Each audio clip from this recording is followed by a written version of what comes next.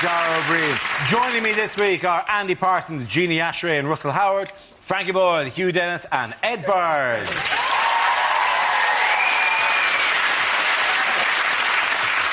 Our first round is called Headliners. Here's a picture of diabolical mastermind Osama bin Laden. But what does NOTR stand for? Is it what he's taped over to do the video? Nuns on the Run? Is it new Osama Top Shot range? Is it like now on Terrorists Reunited? Is it never on target? It's Osama's catchphrase among his friends, apparently, is nuts on the road. It's what he says to mean sort of OK. They go, shall we go out for pasta tonight? Nuts on the road, we will. And does he do a motion to indicate, let's put these nuts on the road? Is it like QVC? Is he saying, new offers this Ramadan? I'm liking the outfit myself. I reckon it's new Osama, Trini's recommendations. It's not never open that rucksack, is it?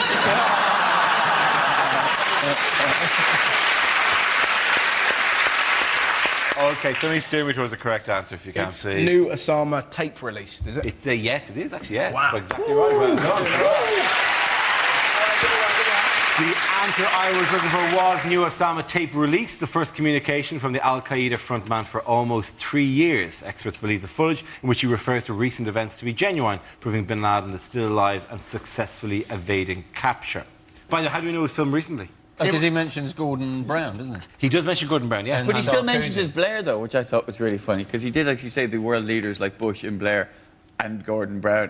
Blair must have gotten a hard on when he heard that. Still I'm going out. Yeah. I'm resigned, but still the daddy. I think he just coughs on the tape and then they dub over stuff to make it sound recent.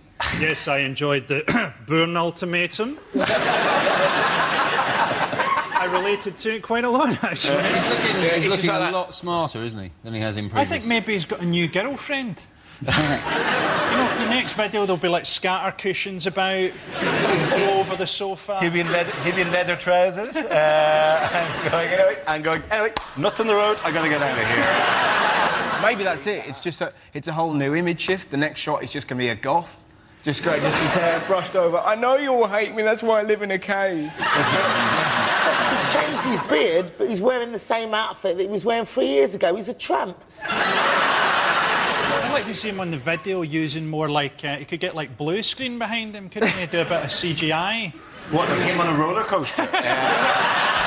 President Bush, I'm skiing. Skiing down the mountain to you, President Bush. Not now, now I'm surfing. Oh. See if you can find me here in the Wild West, Mr. Bush. You did not know I was such good friends with Mel Gibson. He hates Jews as well. It was put out by the... They've got a media arm, haven't they? In the original video, there's a little thing at the top that says produced by Al Sabah Productions, which is the production arm of Al-Qaeda. Is that the only programme they make? Do they make other ones? The Semtex Factor. Al Jazeebis. Put the little Al Jazeera. Well, be looking at the pictures, though, he was just pissed off with people laughing at him, accusing him of looking like Gandalf. Osama the Grey becomes Osama the Black. There, he looks a bit like, you know those things you used to have on your pencil, good luck trolls? You'd pop on the end of your pencil. It's like a big bobbly head. And the whole I think, video. that maybe he shaved off his beard and this is a fake beard that he's wearing. I mean, if that's the case, he's the only guy that shaves in Afghanistan. How difficult can it be to find? I mean, they're selling like 1 packet of Gillette Fusion a year. Just follow the cave that smells of Old Spice. And we've got him. He also uses some fantastic language. Did you listen to the tape? Nah. Kind of makes you realise. He said, at one point, he said, George Bush is like one who ploughs the sea. Yeah. He harvests nothing but failure. Which is fantastic when you contrast that with what George Bush says, which is essentially... He's directly onto the internet, isn't he? That's why they're getting disseminated as they are. And I just like the idea that he's doing his own Facebook page. Well, I must update my status. I was filled with hatred of the West, but today I'm more hungover. Oh, a friend request from Abu Hamza. He's a messy typist. What did he blame big business for? Global warming, wasn't It was global warming. He also said, he talked about, he felt for people under the burden of interest-related debts, insane taxes and real estate mortgages. He's basically moving Al-Qaeda into the centre because he's worried that David Cameron has taken that ground. And he's rebranding the party. At the end of that sentence, it should say, why not consolidate them into one huge loan? That's what he's doing. He's working for Ocean Finance. He's talking about the environment as well. He's got environmental as well. You think that's a bit rich coming from him? Without air travel, we'd never have heard of him. Yeah, but then he's trying to persuade Americans to embrace Islam. Yeah. I don't think that's going to work out, and I don't think you'd want the Americans to do it their way either. You'd get mosques. By the way, back home, how is Gordon Brown planning to deal with immigration? He's going to squish them, look. That's what he's going to do, everyone that comes in. Squeeze them like an accordion. He's only going to allow 1, 2, 3, 4, 5, 6, 7, 8 immigrants. 8 immigrants. Only those people who can speak English are going to be allowed to come in skilled workers. Skilled workers. Skilled workers are going to have to show, apparently, that they have got GCSE standard English grade A to C, which is quite a high standard, given that half the people who already live in Britain aren't at that standard themselves. You're going to have skilled workers coming into the country going, oh, I say, I believe in Hertford, Herefordshire and Hampshire, hurricanes hardly ever happen. And the locals will be going, do what, innit? Nim, nim, nim. The kids, are Isn't a bunch of talking mice from Narnia? Did anyone watch the TUC? Because he's obviously been told to smile a lot more, but it just looks weird when he smiles. He looks like a baby with gas. He just smiles at the wrong moment. You just kind of smile, Gordon. Gordon Brown talking to the TUC must be like the two most boring entities in the universe coming together. It's like Ken Barlow and Steve Davis getting together to discuss carpet samples. It might actually be so boring it will break time. What was horrible, it just leads to bigotry, isn't it? 'Cause it just makes everyone go, if they're going to come over here, they need to learn English and they need to learn about our culture.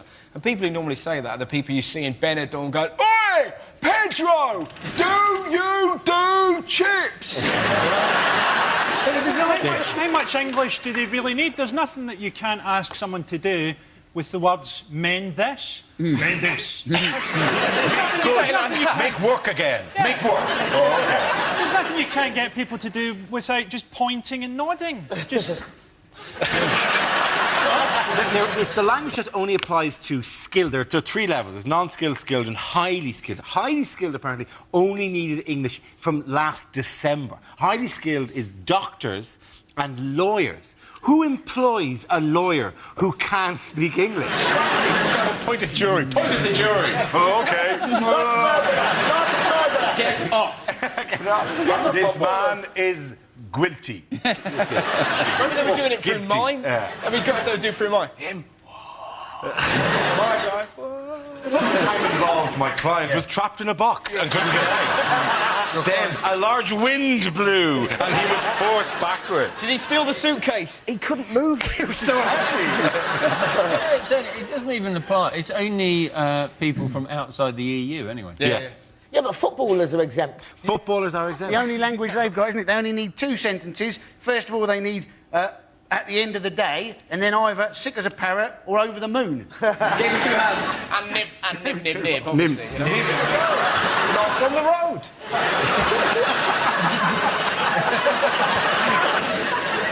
I like the idea of a load of asylum seekers in a van just going I before E except after C, I before E.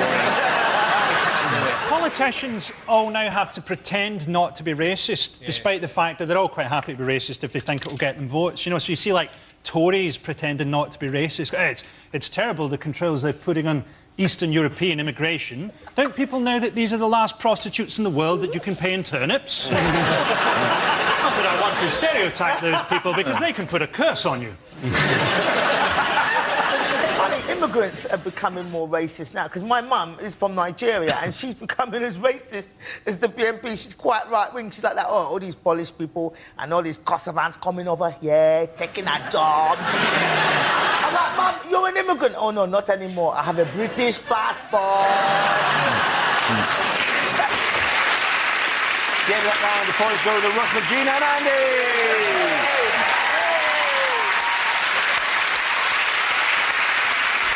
Now we play a round called Don't Put Your Nuts on the Road.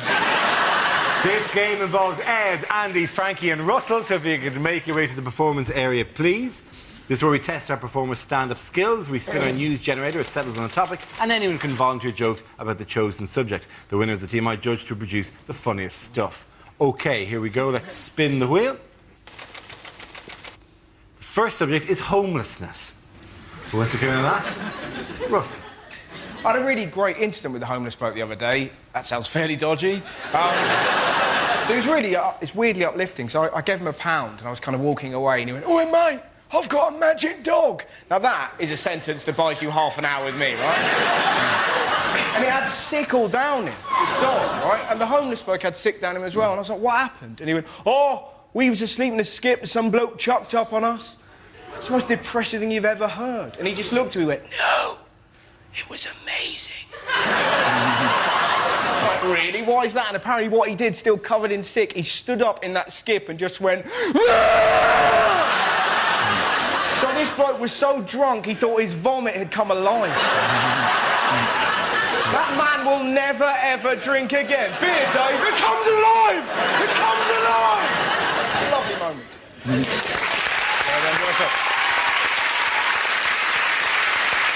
OK, let's spin the wheel again. The subject is taxis. Who wants to come in on that? One thing I don't miss about London is London cabbies. I used to live in Muswell Hill, a leafy suburb of London, about 6 miles north of here. That's what I thought when I bought the house. I get into a black cab in London's fashionable West End. Turned out I lived in the arsehole of nowhere. Because I'll get into a black cab and I'll go, "Muswell Hill, please," and I'll get this. I go, "No, mate, I'm not going that way." Like he thinks it's a bus he's driving. What do you mean you're not going that way? I'm not asking for a lift. You know, whenever I get this now, I just get in anyway. I go, "All right, fair enough. Where do you want to go?" That spins them right out, that does. "You what? Come on, where do you want to go?" "I'm paying." "No, mate, doesn't work like that." "Yeah, that's what I thought. Muswell Hill, please." Thank you very much, Byrne. OK, that leaves us with Frankie and Andy. Let's spin the wheel. The next topic is transport. I think the moral of that story is never ride your horse on a runway. You're, of course, not supposed to take planes anymore, not a problem for me. The thing that always mucks me up, that little monitor that you get, you know, outside air temperature, minus 56 degrees. I am inside the aircraft. I have no intention of going outside the aircraft. And if I ever did find myself outside the aircraft, my initial response would not be, "Ooh, bit nippy." Well done, Andy.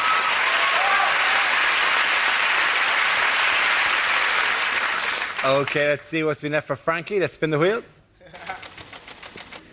It's celebrity. There you go. It was the anniversary of Elvis's death recently. People still think that Elvis faked his death.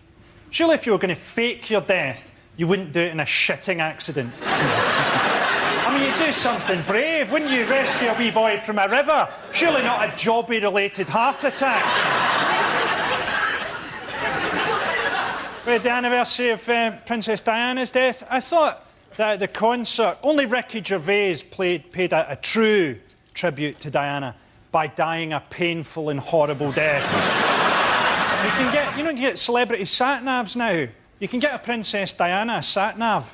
It just keeps saying, "Put your foot down, I think we can lose them."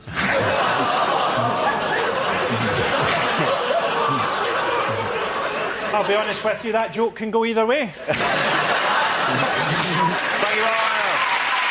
Okay, at the end of that round, I give the points to Russell and Andy.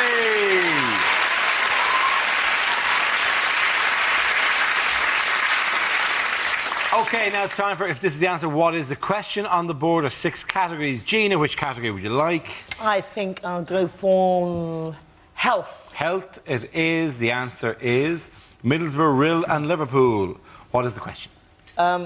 In which 3 towns are you considered a lesbian if you're over 14 and haven't got 6 kids? Where are the 3 largest Lidls in the country? Can you name 3 places that Ryanair claim are just outside Dubrovnik?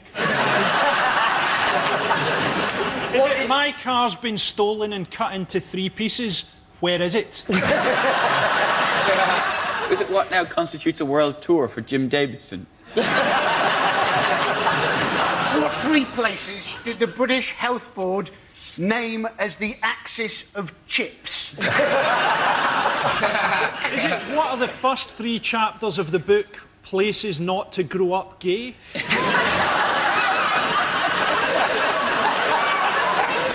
What a Christmas present that would be. What are you trying to say here, Dad? What are you trying to say? Is it what can you buy for 50 nectar points? It's to do with life expectancy, though. It is to do with life expectancy, 3 yes. of the lowest in the bottom 10 for life expectancy. That's absolutely right. Well done, Ed. Very good, yeah. However, I will qualify this as what's known as a healthy life expectancy, the age at which serious illness strikes. The question I'm looking for is areas of which towns have the lowest expectancy of a healthy life. Figures compiled by the Office for National Statistics have shown that people living in the unhealthiest areas of England and Wales can expect to contract serious illness up to 30 years earlier than their counterparts in healthier areas. Anyone who's been to Middlesbrough know that living to 53 is maybe a bit long. It's sort of like Blade Runner without the special effects. And we can say what we like about them because they don't watch TV. They're all outside naked fighting. But also, surely, if in some areas of town you live 30 years less long than other areas of town, aren't you just important to move? Yeah. Get to 52, go sod it. Maybe I'll buy a cottage where the life expectancy is a little bit longer. Suddenly going to shoot up if you just move down the street. Suddenly another 30 years. Japan, apparently they live till 91 in Japan, so when we get to 80, we should all go, right, off to Japan, another 11 years. If I lived in one of those towns, I'd be delighted to die. Oh, there's a sniper on top of the town hall. Great, let's get down there. Liverpool, they can take a joke. They love it. Yeah. They were rolling in the aisles when I pointed out that they call their airport John Lennon Airport because it's the first place he went when he earned a bit of cash. They love that one, I tell you. Hey, I like Liverpool. Big theatres. Didcot, apparently, your healthy life expectancy in Didcot, I have the top 10 here, is 86 years. Didcot is only famous because it's got a giant power plant in the middle of it. It's a huge power plant. So these people are mutants. These are they're probably held up as some example to the rest of us. Like, they can't be killed. This story, every so often, this same story comes up that up north, apparently, that all they eat is pies. It's just horrific. But then you think about it, if all they're going to do is eat pies and that, we should genetically modify pies and give them legs. And that way, you know, we can have the pies dance and go, oi, fatty, you want to eat me, don't you? You've got to catch me first and just have... And all the fruit and the veg and the healthy food just led there and the pie's legging it. Genetically modify a pie. Pies they're not like born of a large mother pie. That pops them out from her pie womb. And then they're not actual individual living creatures. What I'm saying, we can make it happen. Well, Darryl is right. There are definitely holes in your get pies to grow legs theory. All you have to do is not kill the cow, cover it in pastry, it can run on its own. Do you know what will avoid the killing? It would be quite a large pie. Think of the horror if a pie with human hands turned bad. Can you imagine being throttled to death by a pie? How ironic a death that would be to be killed literally by a pie. You knew I would get you eventually, says the pie who also has a mouth. Would you give legs to a fish pie, or would that be just two against nature? Would it have to be fins to a fish pie? To be honest, I come up with the idea, then I just kick back and play golf, nuts on the road. What I do... I rock up, I say, I just walk into a factory and declare at them, I want legs on pies! And then I walk out. How? You go, don't give me how. I'm not the how Yeah, guy. yeah. I pay you to be the how guy. I just get the idea. You fill in the details. Whack. And then you go. I can't believe that Glasgow hasn't appeared on this table. It's because this we're table- doing everything right. This table is for England and Wales. You have your own, much like football, you have your own league of a much lower level anyway. We're basically in a health dungeon. You would screw with the figures so much. Well, we could actually improve our life expectancy by introducing crocodiles. Running away from the crocodiles, at least that's exercise. Do you not just carry a guard pie around with you that would attack people? Mr. Dennis, welcome to the executive board. He's thinking out loud. A guard pie. Of course, that's the next plan. He's moving up the corporate ladder really quickly, isn't he? Yeah. Okay, I almost dread asking the next question. What have scientists been given the go-ahead to create this week? Porno pies! Porno pies! Porno pies! Porno pies. Oh, my They turn up to do your plumbing, they open up with a steak inside. It's beautiful. What kind of pornos are you watching? Some steak, yeah. Whoa, that's got me up the runway. Jeez. I'm trying to get on your corporate ladder, you racist.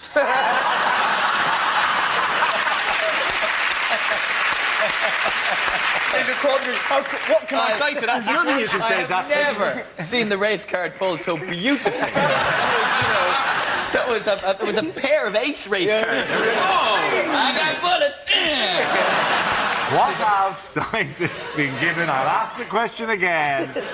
What have scientists been given the go-ahead to create this week? Monkey butlers. Not monkey butlers. It's close though. They've been given the go-ahead to create human-animal hybrids. Yes, they have, exactly, yeah. And the scientists are very excited because they've already had tremendous success with Wayne Rooney. He's all right, he's injured.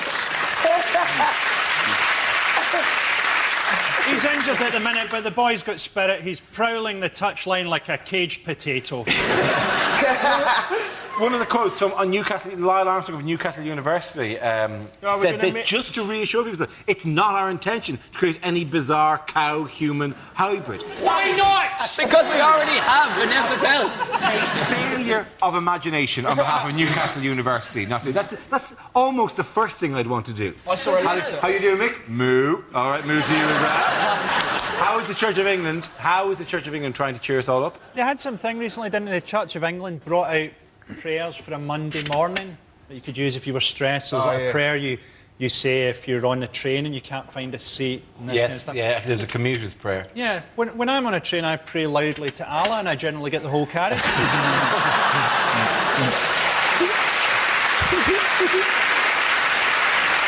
Again, that round points go to Russell, Gina and Andy.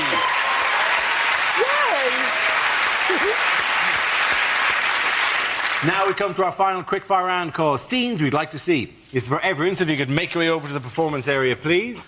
I call ideas for scenarios we'd love to see, and the performers come in with their suggestions, OK? Here we go. The first subject is what a news reporter would never say. Next on News 24, I'm going to punch a zebra. Who cares? No one's watching.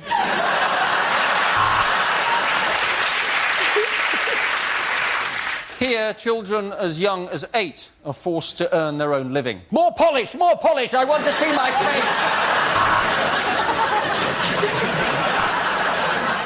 Here on the streets, it seems that Britain is completely in the grip of gang culture. This is John Simpson for EITN Massive!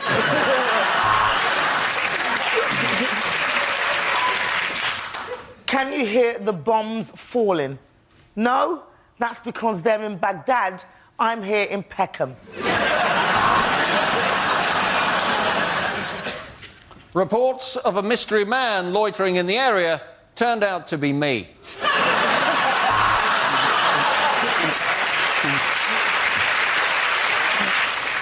News just in. Go to a break, your wife's been hit by a truck.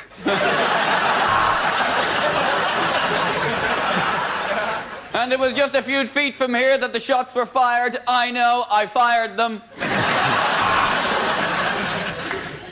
Well, finally, the power in Beirut seems to be back on. The radiator I'm chained to is getting quite warm. Even amidst the devastation of this earthquake, there are still stories of hope. I found a man's wallet.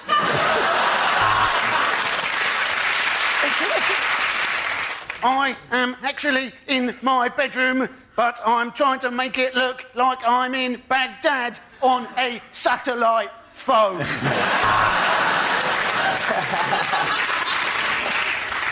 And I can't help thinking that if my country was gripped by famine, I'd just move.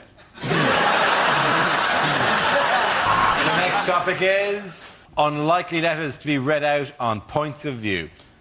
Why, oh why is the structure of my chromosomes?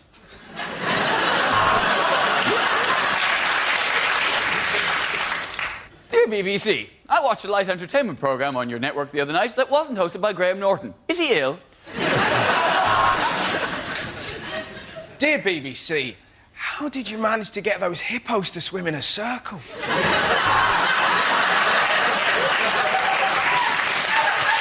Dear BBC, I am a Nigerian general with £30 million to put in your bank account.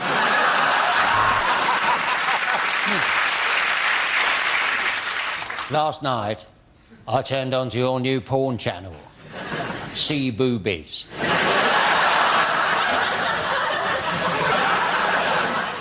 Dear points of view, I would like to complain about the weird voice you're reading out my letter in.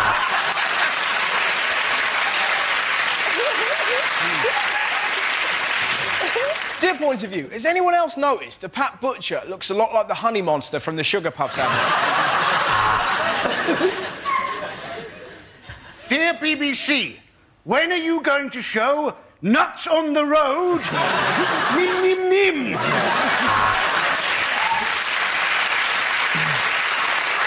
Dear points of view, I watched Silent Witness with the sound off and it didn't make any sense.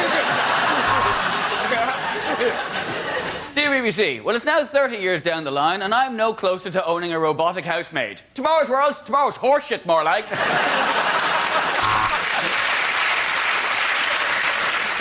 The other night, I watched Nigella Lawson and picked up a couple of good tips on baking bread. And in the process, I just about ripped my cock off. OK, point to the end of that round. Go to Russell, Gina and Andy.